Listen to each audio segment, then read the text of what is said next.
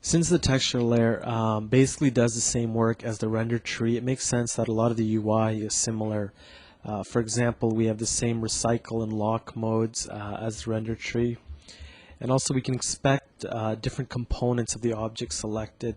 So here we can actually look at the material structure of the object, its actual surface port with a Lambert, or clusters that are on the object. And we can also go to the user preferences and set the UI of the texture layer editor to the default UI.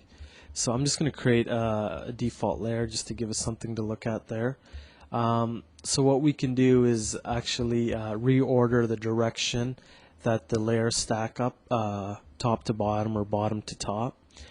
We can show the new layers as they're created in a collapse state. By default, that's off. And as well, we can show what ports are actually seen and connected with the new layers. So by default, ambient and diffuse are very common color channels to use with new textures. So by default, when we create new layers, they're automatically mapped to the ambient and diffuse and connected at 100%. But you can set these options here depending on your workflow.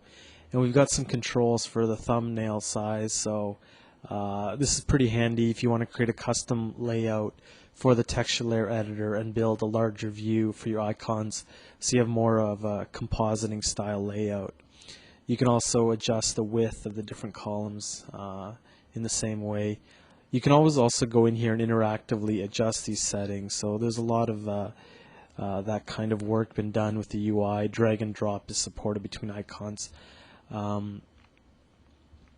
There's a few other things I didn't mention here are the different buttons for the controls. We can either create new layers as you've seen me done, or this is a new layer, but we actually specify what the input is. So for example, an image. So to create a new layer with an image, and we can also use different procedurals automatically. So it's just a quick way to set up your layer views. We've got the ability to delete a layer and rearrange the order of layers.